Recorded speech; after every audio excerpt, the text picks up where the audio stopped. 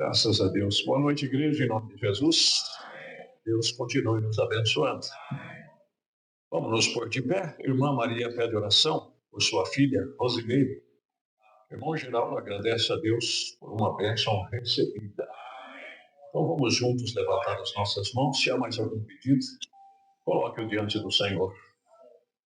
Grandioso e glorioso Pai Celestial, Deus de amor, Deus de graça, de misericórdia, Deus de paciência, obrigado por nos suportar, Senhor.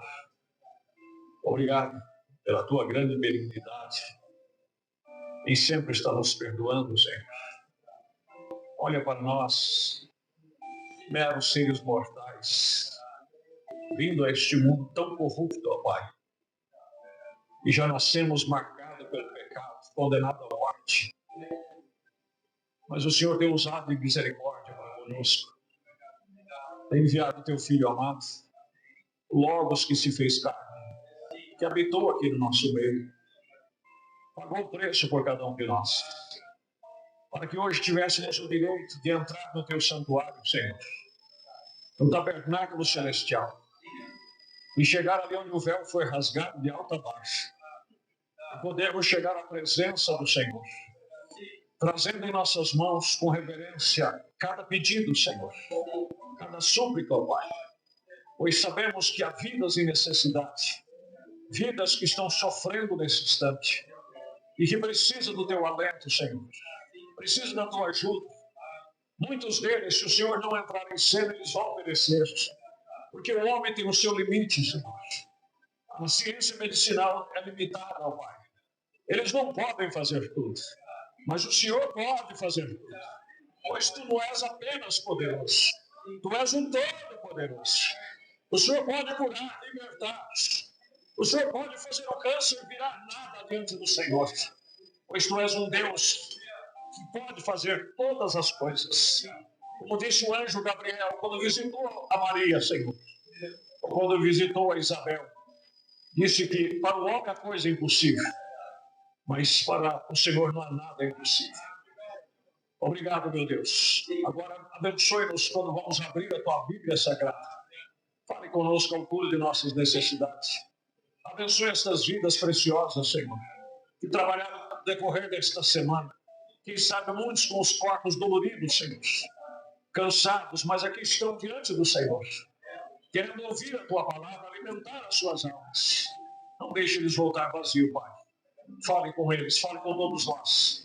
É o que nós te pedimos em nome de Jesus Cristo. Amém, Jesus. E amém. Podem se assentar. Nós vamos aqui para o Evangelho de São Mateus. No capítulo 25, né? Nós vamos entrar hoje, mas tem um restinho aqui do capítulo 24, que nós queremos concluir, que é aqui do 45 adiante. Glória a Deus. Um pouco alto aqui. Retorno.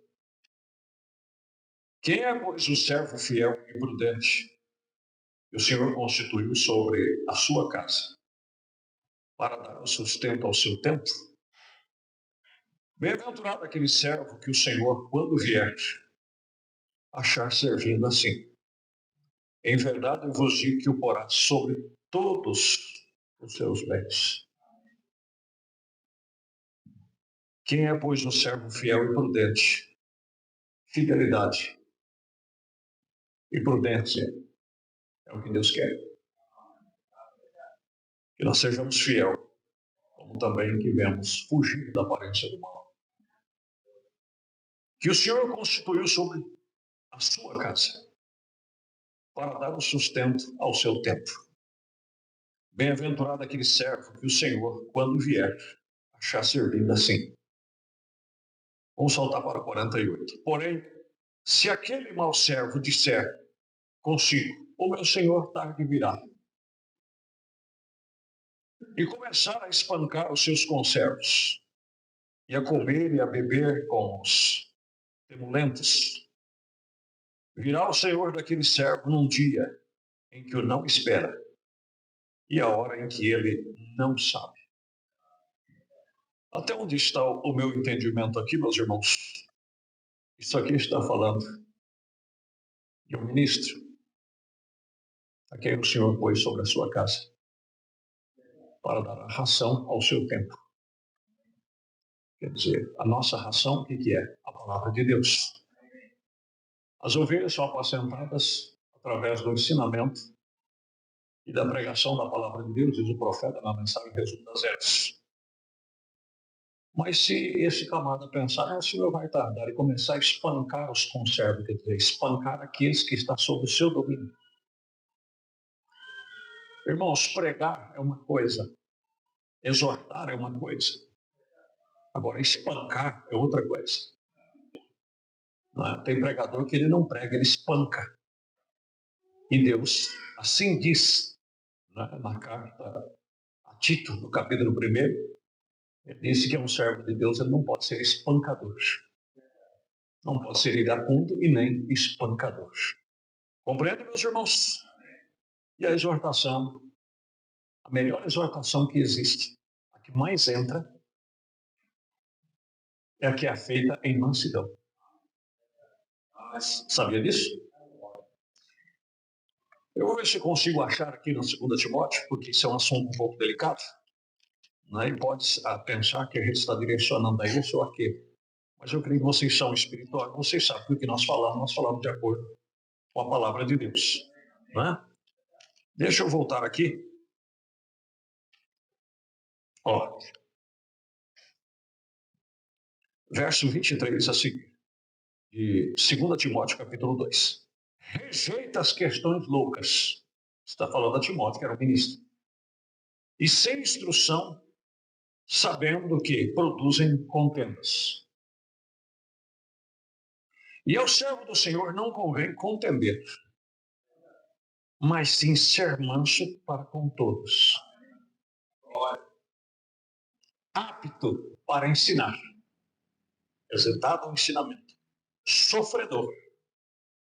Agora aqui entra aquilo que eu acabei de dizer. Instruindo com mansidão aos que resistem, a ver se porventura Deus lhe dará arrependimento. Quer dizer, a melhor exortação que deve ser feita, ela deve ser feita em mansidão.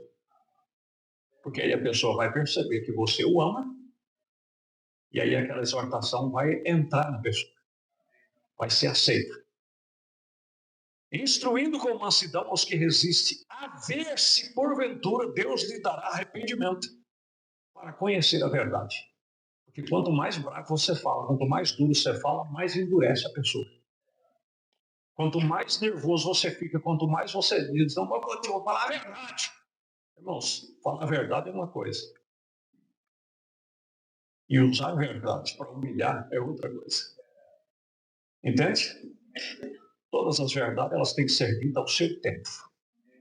Louvado seja o nome do Senhor, né? Então aqui diz, porém se aquele mau servo disser consigo, o meu senhor tarde virá, e começar a espancar os conservos, e a comer e a beber com os termulentos, virá o senhor daquele servo num dia em que não espera. Agora, só para você ter ideia do que eu estou falando, agora liga isso aqui com 1 Pedro capítulo 5. Olha que coisa tremenda. Você não ama a palavra de Deus? Eu falei, eu adoro.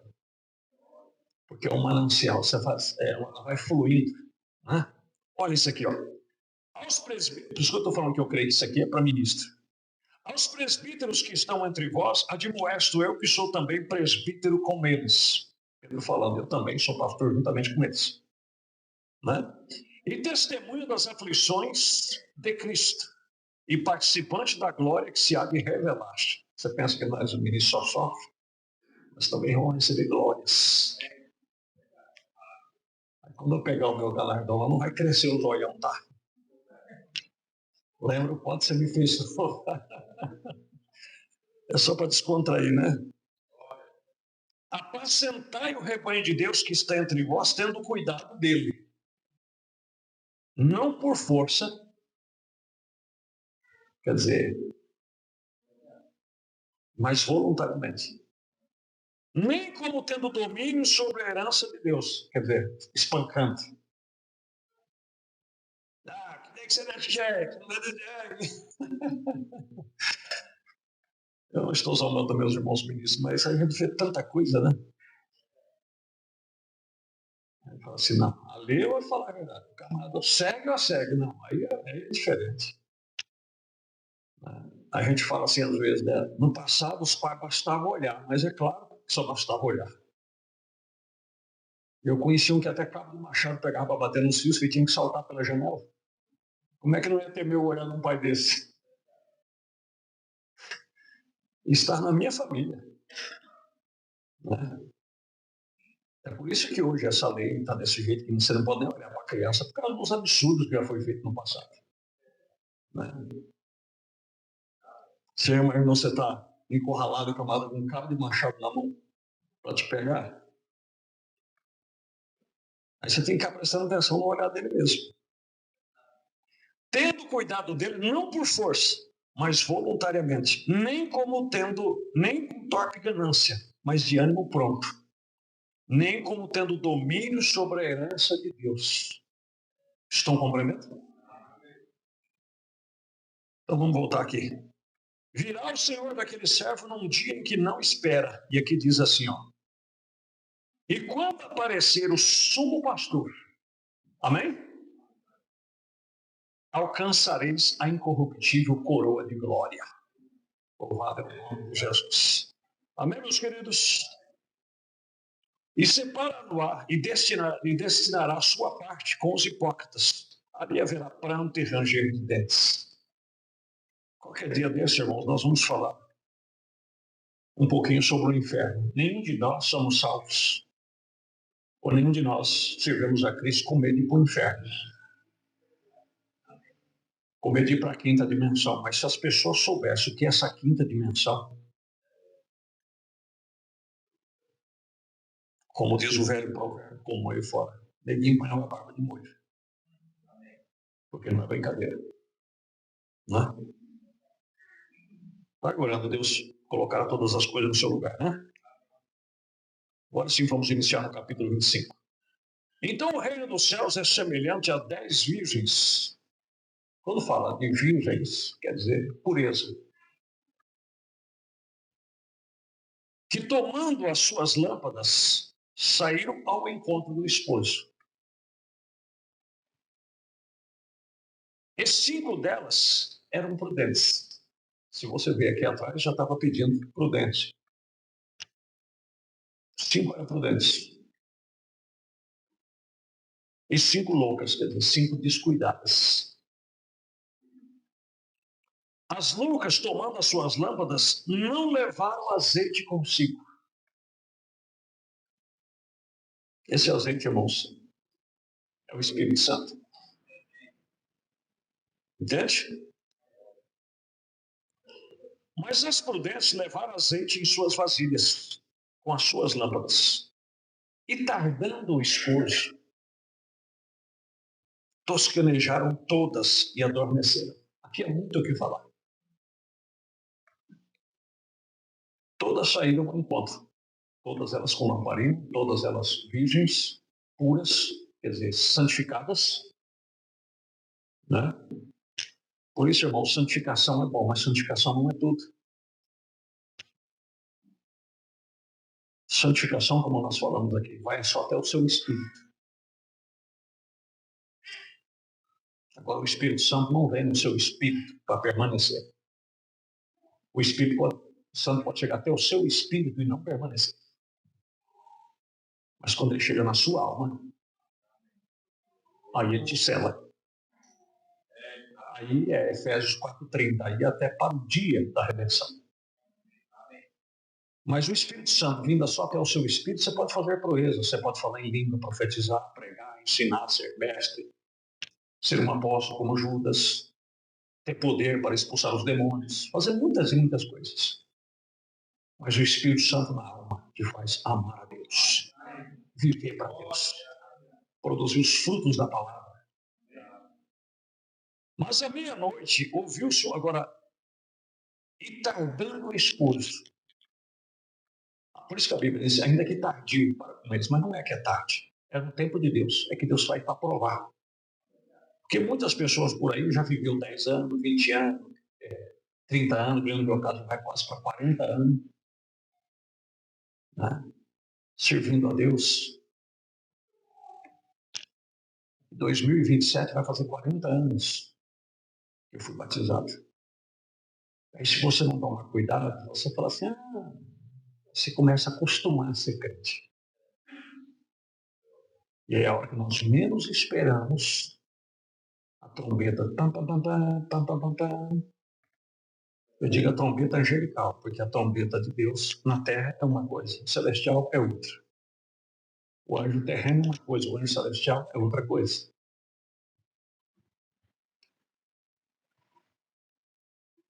Adormeceram.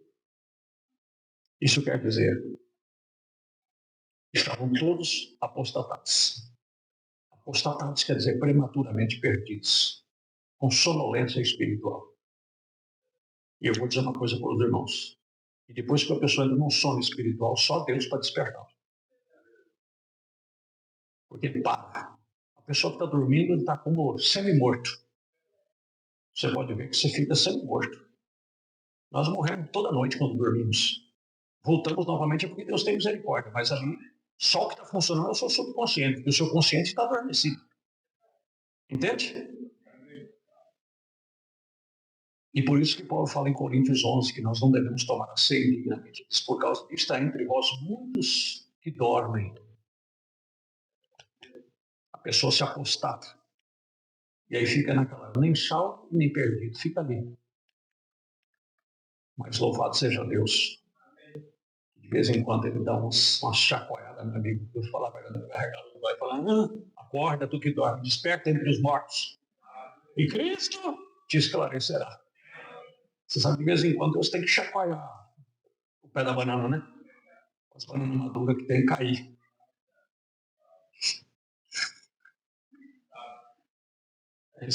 Aí você fala assim, não, mas tá doido, não tá doido, não. Tem gente, quando ele pega um sono, meu amigo, você pode arrastar a cama junto.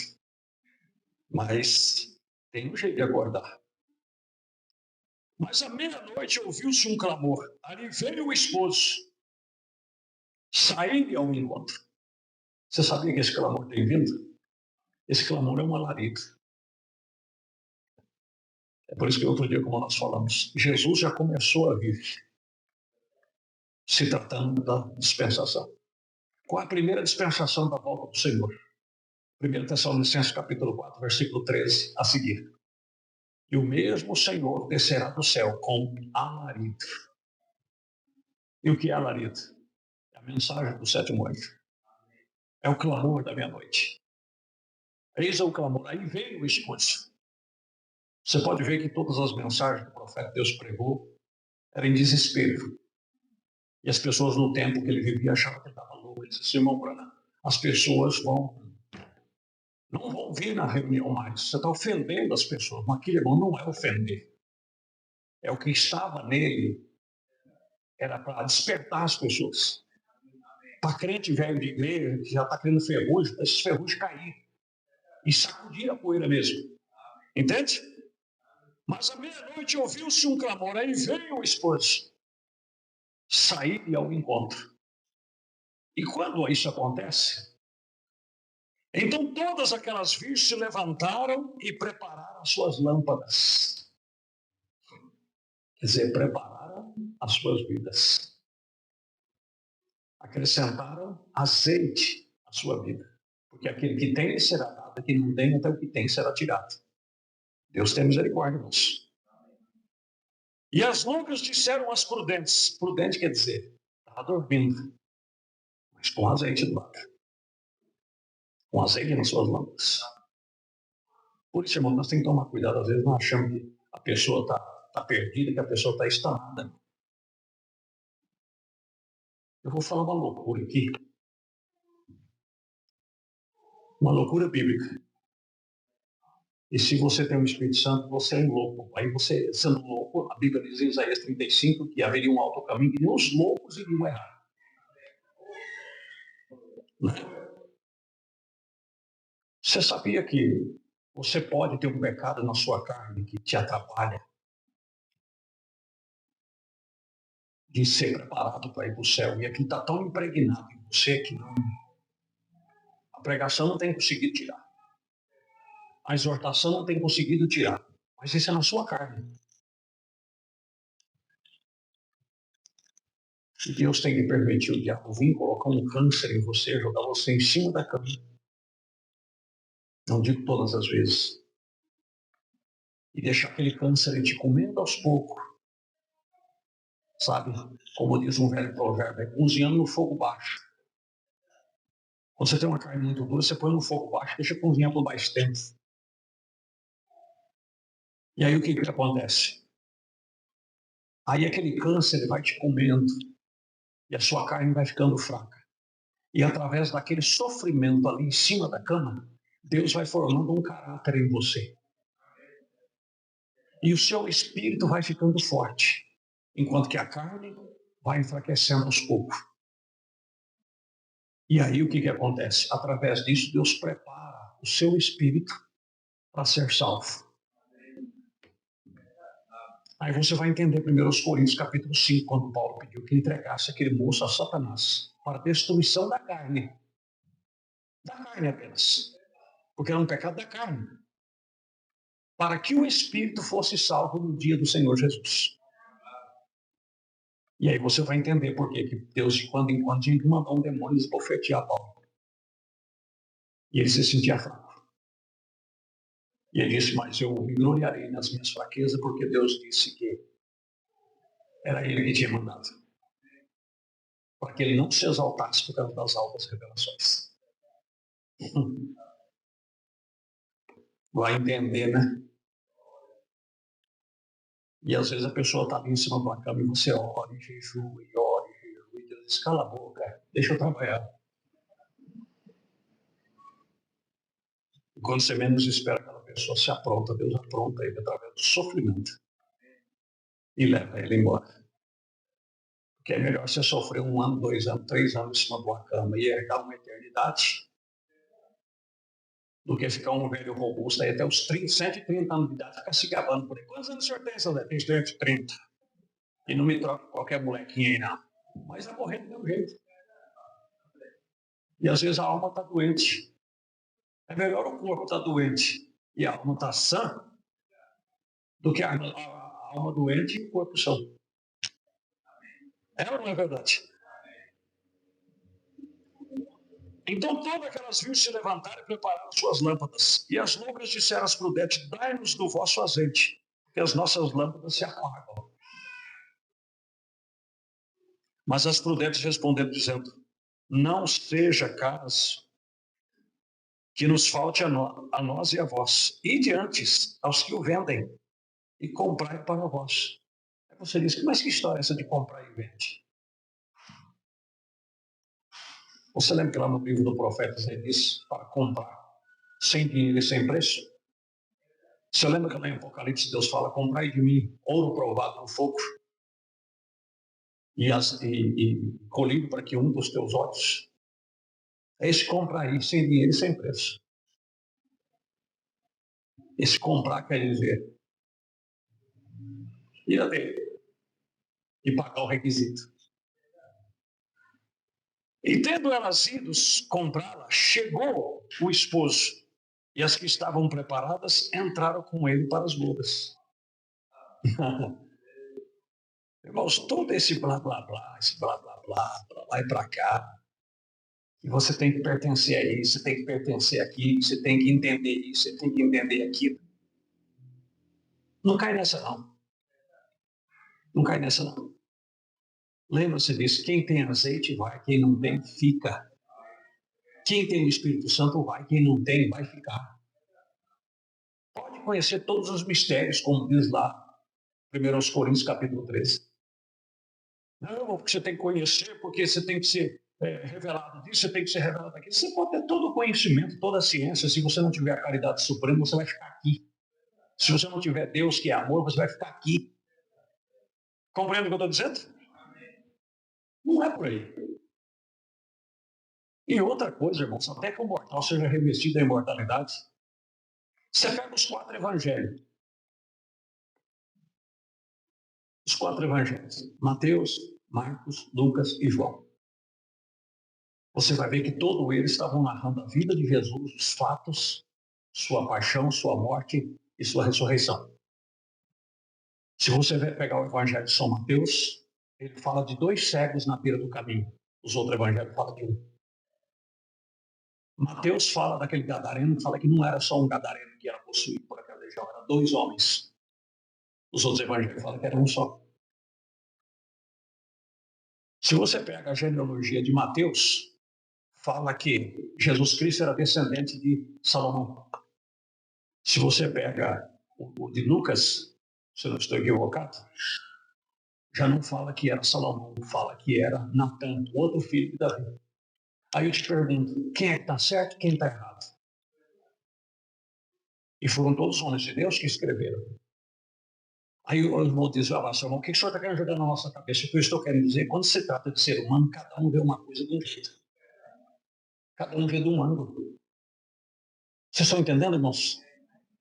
Só no evangelho de Lucas, se não estou equivocado, fala que o ladrão da direita falou, os outros evangelhos não falam. No evangelho de São Mateus fala que Jesus foi tentado pelo diabo. E aí, depois que ele resistiu à tentação, vieram os anjos e serviram. Se você pega o evangelho de São Marcos, fala que diz que Jesus foi induzido pelo deserto e os anjos serviam. Não falou que ele ficou 40 dias. Aí você diz, pastor, mas como é que fica? Como é que fica? Tudo é verdade. Mas cada um narrando dentro da relatividade que eles viveram. E da hora que está vivendo, e da maneira e do ângulo que vieram. É como eu estava lendo, eu até postei no meu feed, hoje no Facebook, eu achei muito engraçado aquilo. Que a mãe minhoca falou para os seus filhos, as minhoquinhas, não se preocupa com a onça, nem se preocupa com o leopardo, nem com as panteras. Eles não são perigosos. Mas cuidado com a galinha e com os patos. Eles são perigosos. Agora, se você for ver a relatividade entre uma galinha e um leão, mas para a minhoca, a galinha é mais perigosa que um leão. Captaram a visão? E para uns, o foco dele, dentro da narrativa, era mais dentro de um assunto. E o outro era de outro. Agora eu pergunto para os irmãos, se era 2 cegos, era um só, qual que é o problema? Se era 2 endemoniados, ou era um só, qual que é o problema? O endemoniado não é o foco. Os cegos não era o foco. Quando você vai ler o Evangelho, seu foco é conhecer a paixão de Cristo. A consumação das coisas. Compreende o que eu estou dizendo? Aí agora nós pegamos a mensagem do 7º anjo e um pega um pontinho lá e fica enroscado lá. Não, porque se você não tem isso aqui, você não quer ficar ali. Não, meu querido, quem tem, vai. Quem tem o Espírito Santo, vai. Quem não tem, vai ficar aqui, acabou. Por isso que Paulo chegou até a dizer para Timóteo, cuidado com essas genealogias intermináveis. Porque naquele tempo o povo era discutir sobre essa genealogia. De quem gerou quem, de quem gerou quem. O importante é que Cristo veio, o resto é o resto. Não é verdade?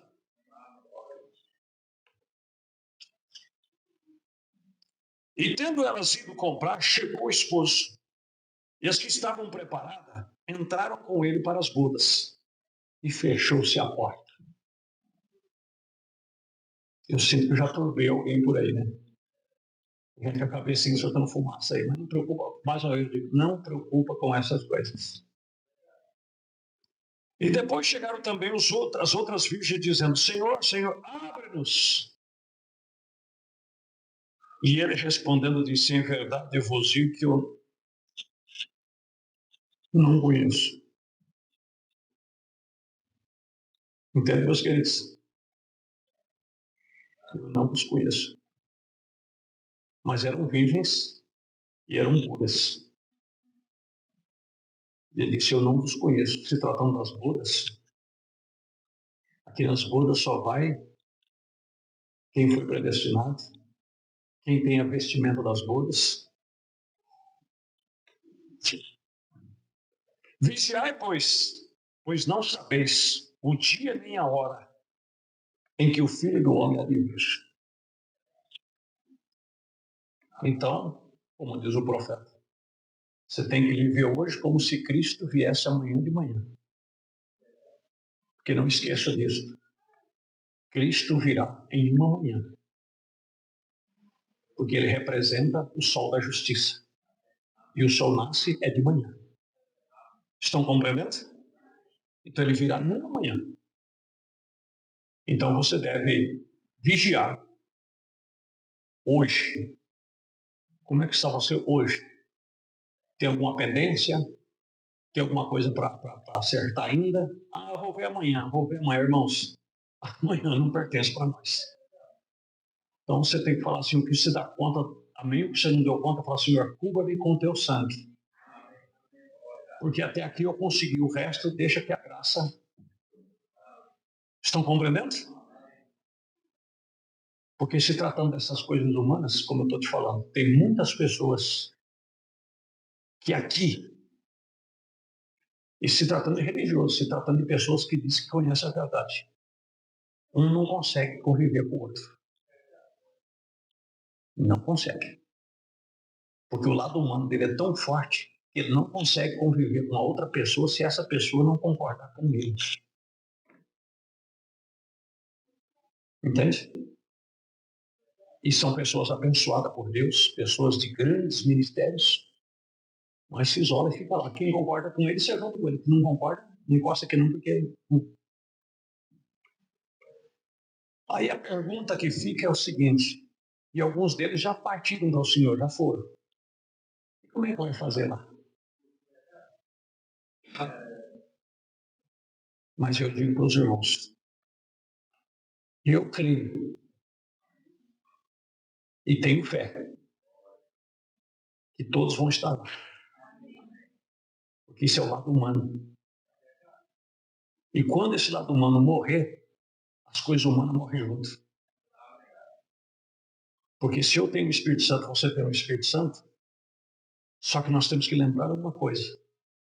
Nós ainda não somos possessos de Deus. Quando você recebe o Espírito Santo, você recebeu uma parte. É como se alguém viesse ali, por exemplo, e falasse assim, olha, quanto custa esse carro, fulano de tal? Esse carro, vamos dizer, custa 50 mil reais.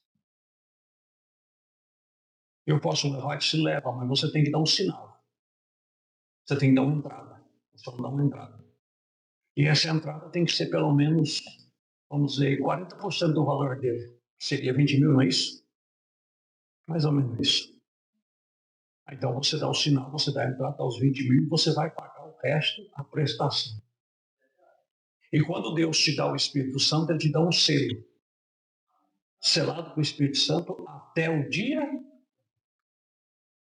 Mas aquele que em vós começou a boa obra, aperfeiçoado até o dia de nosso Senhor Jesus Cristo. Então, conforme você vai vivendo, Deus vai acrescentando. Estão compreendendo? A cada prova que você vai passando, o saldo vai diminuindo. Se você morrer antes, Cristo já pagou no Calvário. Deixa eu pegar a simbologia para você entender melhor. Vamos dizer aqui que na minha mão aqui esteja um caroço de manga. Que alguém chupou uma manga, mas chupou mesmo com vontade, que ficou só aquele caroço, aquele fiapo. Aí você pega, põe para secar na sombra e só fica lá aquele caroço com aqueles fiapos. Amém? Aquela manga espada que chega a arder a garganta de tão doce que é. Dentro daquele caroço de manga tem uma vida. E essa vida chama-se vida de mangueira. Vida de manga. Se ele ficar ali, vai ficar só aquilo ali. Mas ali dentro daquele caroço tem galhos dessa grossura, tem tronco que precisa de 2 homens para abarcar, e tem centenas e centenas de caixas de manga. Está tudo condensado ali dentro daquele caroço. Agora, se você pega aquele caroço, você o planta, e aí então o que acontece? Quando sai aquele brotinho do pé de manga, ele começa a ficar desse tamanho, aí você vai na carta, chega uma terra nele, quando está seco você põe uma aguinha, lá no fundo do quintal, quando você menos espera, você já pega ele, chacoalha assim, já está do seu tamanho. Mas aquilo não é do dia para a noite. E ele vai crescendo. E ele vai indo. Aí quando você pensa que não foi, olha, já começou a dar manga, começa a dar aqueles cachinhos. Aí começa a aparecer aquelas manguinhas pequenas, o vento vem, derruba mais ou menos a metade ou mais, aí dá uma manga ou duas, você fica todo feliz. Calma. Ali dentro tem um potencial, se você não matar ele, ele vai crescer de um jeito, se for no meio de um pasto, as vacas vão encher a barriga, quem passar ali vai encher a barriga. Compreendeu? E vai precisar de um bom motosserra no futuro se quiser cortar ele. É por isso que quando o ladrão da direita falou assim, lembra de mim, Senhor, quando entrar no teu reino, aquele era um caroço de manga. Deus disse, hoje tu está comigo. Porque Deus sabia que se houvesse tempo de colocasse ele na terra, ele ia produzir o que Pedro produziu, ele ia produzir o que Tiago produziu, ele ia produzir o que João produziu. Estão compreendendo? Porque Deus conhece o potencial que está dentro de cada pessoa. A vida que está dentro de cada pessoa. A eleição que está dentro da pessoa. Agora, se você plantar um caroço de manga, você não vai querer esperar um abacateiro. Porque a vida ali é de manga, não é de abacate. E Deus conhece o que está dentro de você, o que está dentro do seu coração. Ele sabe que aquilo ali é o que ele precisa e é o que ele quer. Não importa a condição em que esteja. Pô, irmão, se não for mais fácil entender do que isso, não existe outra explicação. Mas dentro daquele caroço está ali. Todas as mangas que iria dar, está ali. A vida está ali. É por isso que às vezes eu fico meio bravo quando eu falo com uma pessoa sobre a questão do batismo, sobre a questão de aceitar Jesus, sobre a questão de seguir a Cristo. A pessoa diz, eu não vou me comprometer, porque aí depois eu não consigo, não sei o quê. É como se você pegasse um caroço de manga e a pessoa fala assim, não, diz que aqui dentro tem muita manga, mas põe na terra primeiro. Põe na terra, rega ali, deixa nascer, espera o tempo. Por si mesma ela frutifica, porque a vida que está ali dentro agora, se você tem vontade de servir a Deus, você tem desejo por Deus, isso é a prova que dentro de você existe uma vida ali dentro. E Deus quer fazer, aquela vida tem que ir para o chão. Porque disse o próprio Jesus, se o grão de trigo não morrer, fica ele só. Mas se ele morrer, ele dará muito mais frutos. Se aquele caroço de manga não aceitar ir para debaixo da terra, vai ficar ele só aquele caroço ali. Mas se ele aceitar morrer e ir lá para debaixo da terra, aí a vida que está dentro vai germinar e vai saltar para fora. E aí vai crescer. Mas quando é pequenininho, até uma criancinha que está engatinhando vai lá, pega a mãozinha sem querer e arranca, quebrou o pezinho de manga. E isso é você quando nasce do Espírito Santo. Isso é você quando começa a dar os primeiros passos. Não desanima. Não fique triste quando algumas pequenas coisas acontecem. Porque você ainda está tenro, você ainda está pequenininho, exige cuidado. Aí tem que, a dona de casa, o carpidor tem que pegar umas lasquinhas de bambu, ir lá e volta e colocar em volta para ninguém tropeçar, para ninguém ter carpinho não cortar. Agora, deixa ele bater enxada no tronco de manga desse tamanho. É mais fácil quebrar a enxada, é mais fácil quebrar o cabo do que quebrar ele. Por quê? Aí você diz, não sei, né, porque esses problemas aí, porque não sei o que, não sei o que. Claro, você já está forte, você já tem anos aí dentro, você já aguentou pancada, já deu vento aí de você, sua raiz está profunda, agora você está brigando com um pezinho de manga desse tamanho. Toma vergonha. Você não espera ele crescer, não tenha paciência com ele, como Deus teve com você, como Deus teve comigo. Estão compreendendo? Agora tem uns pés de manga também, você fica assim, ó, torto. Né? Tá difícil de romper, mas vamos ter paciência que rompe. No nome do Senhor Jesus. Amém, meus queridos? Está gostoso, mas o tempo já esgotou. Vamos nos pôr de pé? Você tem uma palavra de agradecimento? Então levante a sua mão. E se tiver algum caroço aqui nesta noite, eu te peço, aceite aí para debaixo da terra. Aceite a Jesus Cristo, aceite o batismo. Comece a mudar a sua vida, entrega o teu caminho ao Senhor, quer dizer, se renda, deixa Ele trabalhar na sua vida. Você só tem que ficar quieto, aquietai-vos e saber que eu sou Deus. É só se aquietar e dizer, Senhor, faça em mim o que o Senhor quiser. E você vai ver o que Deus é capaz de fazer com você. Grandioso e poderoso Pai Celestial, no nome do Senhor Jesus Cristo, eu entrego cada vida predestinada em tuas mãos, como também a todos esses que já estão produzindo, Senhor, que eles possam produzir mais e mais, porque a lei da vida do Espírito de Cristo Jesus, que está dentro de cada um de nós, Senhor, é o que nos faz produzir, é o que nos faz crescer, é o que nos faz ficar fortes, Senhor. Quando passamos na beira da estrada, Senhor, e vemos aquele imenso pé de manga no meio do pasto, meu Deus, frondoso, com aquele sol quente, que chega a estar tremendo, ó Pai, por cima dos telhados. Aí nós vemos ali debaixo a vaca deitada, o boi deitado, as aves ali embaixo dos ramos, Senhor, se refrescando. E este é aquele cristão que já venceu etapas, já enfrentou barreiras, e chega aquele irmão clamando, irmão, a coisa está difícil. Ele disse, irmão, você chega para cá, vamos conversar. E a pessoa sai dali, Senhor, renovado, fortalecido, e ainda chupa ali uma boa manga e vai embora satisfeito. Pai, eu entrego cada um dos teus filhos em tuas mãos, e que nós sejamos frutíferos, que nós sejamos abençoados, que nós possamos crescer no conhecimento e também na graça do Senhor. Leva os teus filhos em paz e que essa boa paz nos acompanhe, em nome de Jesus Cristo. Amém. Vá em paz, em nome do Senhor Jesus. Amém.